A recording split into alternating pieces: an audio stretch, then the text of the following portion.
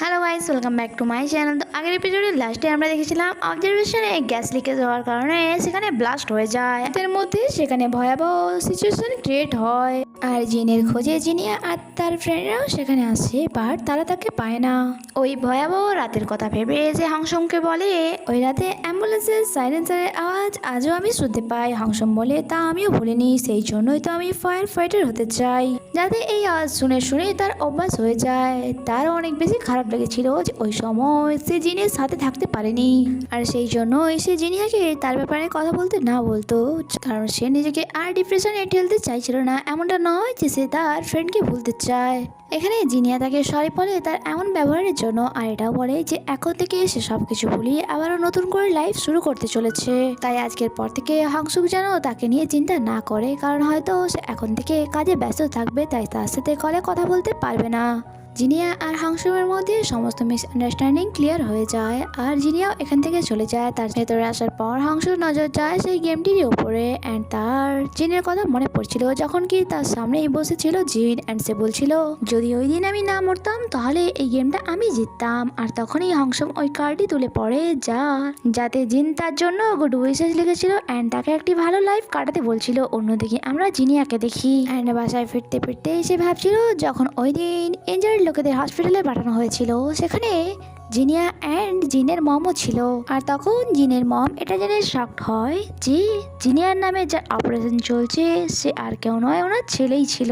জিনিয়া তো একদমই ঠিক ছিল, বাট জিন যে তার নাম নিয়ে রেখেছিল সে এখন মৃত্যুর সাথে লড়াই করছে। এটা জানার পর তার মম অনেক বেশি কান্না করে যে এত অল্প বয়সেই তার ছেলে মারা যাবে। প্রেজেন্ট টাইমে জিন জিনিয়াকে বলছিল আমি ডিসাইড করেছি আমি তোমার শেষ ইচ্ছেটাও পূরণ করব, আমি তোমার মম অ্যান্ড আমার আর্ট টিচারের সাথে দেখা করতে যাব।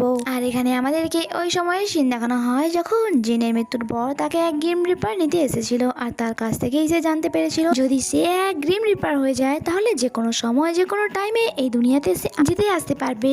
তাই জিনও ডিসাইড করে নেয় যে সে গ্রিম রিপার হবে, যাতে যে কোনো দিন সে জিনিয়ার সাথে দেখা করতে পারে। প্রেজেন্ট টাইমে সে তার মমের ব্যাপারে কথা বলছিল এখানে, যার ব্যাপারে তার কিছুই জানা নাই যে সে এখন কোথায় থাকছে অ্যান্ড কি করছে। জিনের মনে পড়ে তার মমের ব্যাপারে এক লেডি তাকে বলতে পারবে যার সাথে তার একবার দেখা হয়ে গিয়েছিল, অ্যান্ড তার বাসা থেকে যাওয়ার সময় তিনি তাকে কার্ড দিয়ে গিয়েছিলেন। আর তাই আজ তারা ওই লেডির সাথে দেখা করতে চায়। আর এই লেডিটি এক কোম্পানির সিইও ছিল অ্যান্ড ওনার নাম হাংকিউ। যখন জিনিয়া তাকে তার নাম বলে হাংকিউ বলে তুমি জিনের গার্লফ্রেন্ড তাই না? সেই জন্যই তো যখন তার নাম জিজ্ঞাসা করা হয় সে তোমার নাম বলেছিল।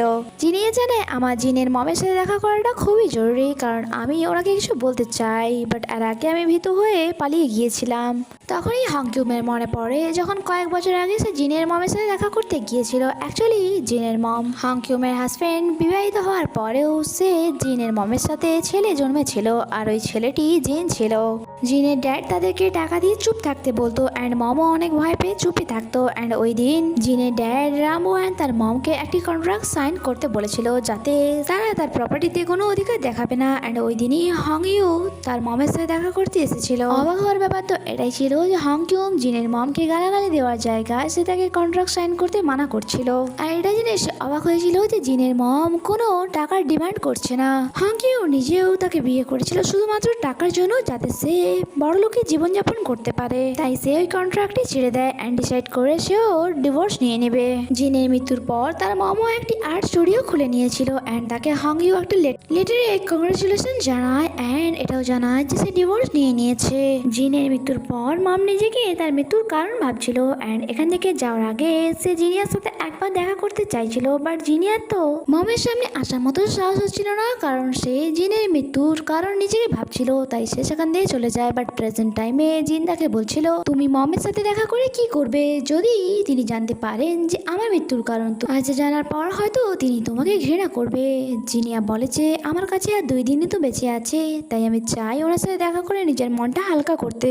যা শুনে জিন তো অনেক বেশি রেগে যায় অ্যান্ড বলে তুমি বারবার নিজেকে দোষ কেন দিচ্ছ, আর তুমি তো মরার জন্য রেডি হয়ে বসে আছো কেন? তুমি কি আমাকে এটা বলতে পারো না যে আমাকে আরেকটি সুযোগ দাও নিজের লাইফটিকে নতুন করে শুরু কর? এরপর আমাদেরকে নেক্সট সিন দেখানো হয় যেখানে সে আর জিন মমের সাথে দেখা করতে দেখতে যায়। স্টোরের ভেতরে মমকে কাস্টমারদের সাথে কথা বলতে দেখে সে বাইরেই দাঁড়িয়ে থাকে আর তাকে দেখে মমও স্মাইল করে। মমও নিজের লাইফে এখন হ্যাপি ছিল। তিনি নিজেকে বুঝিয়ে নিয়েছিলেন যে কিছু কিছু জিনিস আমাদের হাতে থাকে না। অ্যান্ড মম এখানে জিনিয়াকে সরি বলে যে আমি তোমাদের কলোনি থেকে চলে গিয়েছিলাম। এখানে জিনিয়াও তাকে সরি বলে যে ওই দিন আমি তোমার সাথে দেখা করিনি। তারপর সে জিনের মৃত্যুর কারণ হিসেবে নিজেকে ব্লেম করছিল অ্যান্ড মমকে বলছিল ওই দিন আমি অবজারভেশনের টিকিটটি জিতেছিলাম, বাট আমি তাকে পাঠিয়ে দিয়েছিলাম। যদি আজ আমি তার জায়গায় যেতাম হয়তো সে আজ বেঁচে থাকতো।